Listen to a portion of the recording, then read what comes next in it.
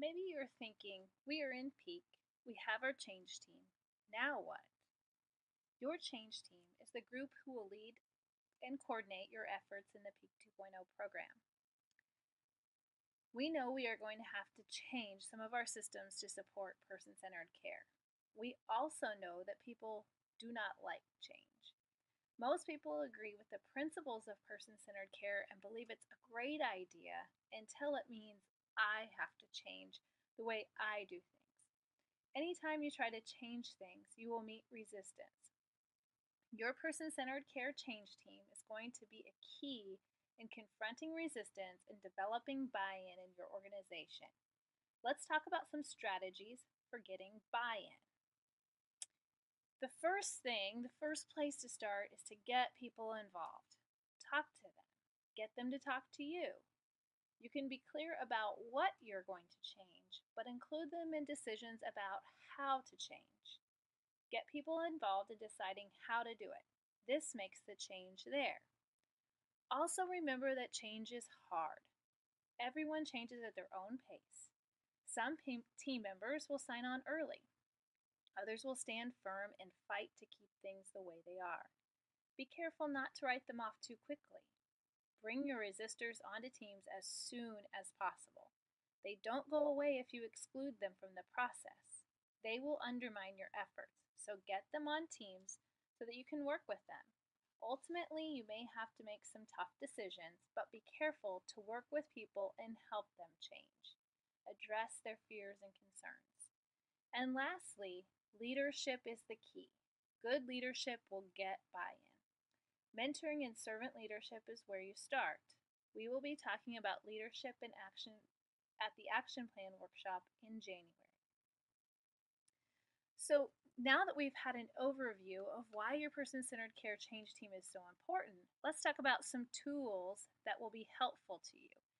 These tools are in your workbook on page 16 to 18, and they will really encourage involvement and help others get on board with your changes. They will help develop and maintain a strong team process that will be necessary to make changes. So let's start with the learning circle. Learning circles are a good way to encourage involvement from everyone. So how do they work? People sit in this circle. Then a facilitator poses a single topic, issue, or question. The facilitator then asks for a volunteer to respond to a chosen topic. Then the person to their right or left shares next. Continue in that direction until everyone has had the opportunity to share. Each person has a chance to share uninterrupted. There's no crosstalk. This prevents one person from dominating. It also allows quieter people to give their input. It levels the playing field. After each person in the circle has had an opportunity to share, open discussion is invited. This can be used in staff meetings to discuss issues. It can be used for problem solving. Circles can involve residents and families in decisions as well. The circle increases self-awareness. It promotes deep listening. It improves judgment, and it helps us see issues from another point of view.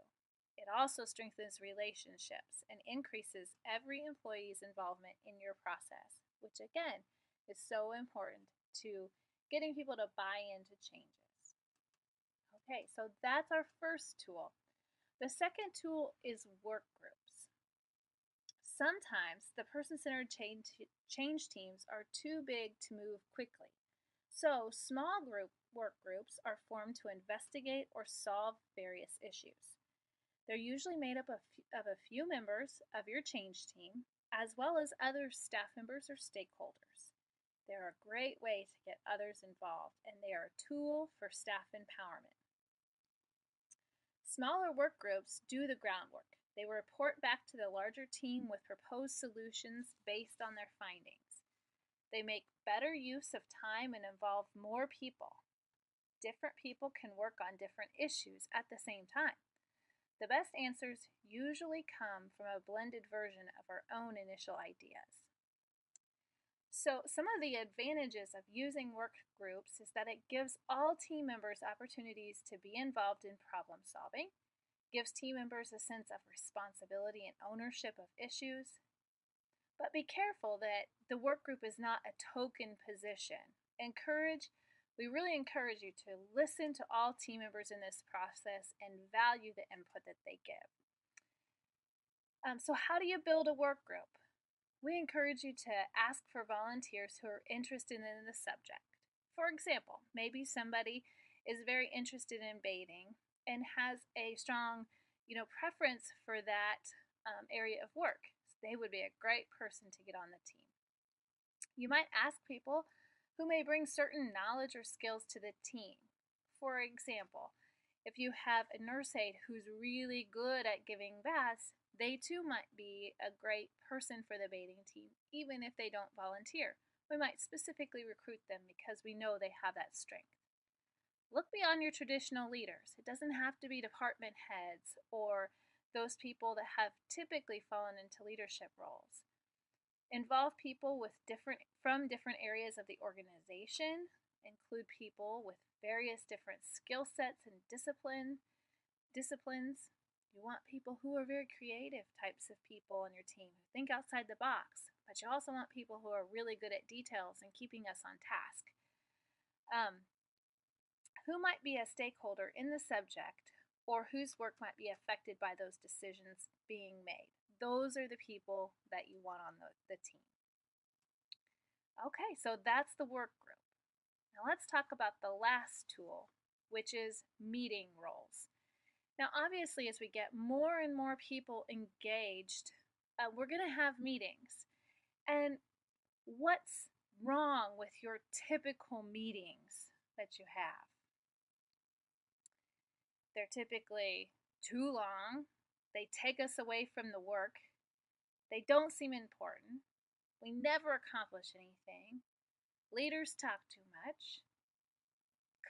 These are all just a common workplace problem with meetings. And so as we have more meetings, we have to be very diligent about making the best of them. And so teams need meetings to communicate, make decisions, and accomplish their goals, but we need to make them productive. So actually the Xerox Corporation introduced a meeting model, and they say that every meeting has a purpose, an agenda, a stated length of time, and a timekeeper. So there are really 4 key positions that are needed in the meeting that can help it run efficiently. So one is the facilitator, and remember that anyone can take on these roles. It doesn't have to be the same person at every meeting. We can change up who takes on these roles at each meeting. The facilitator opens the meeting. They lead the team through the agenda, item, or action plan, and anyone, again, can serve as the facilitator. In fact, it strengthens your team if you share that responsibility. The second role is the coach. The coach's job is to help keep the team on track, keep the meeting on track, and encourages participation from everyone. If someone's dominating, they might ask somebody who's been quiet that day, to speak up and say, hey, we haven't heard much from you, Melissa. Why don't you weigh in?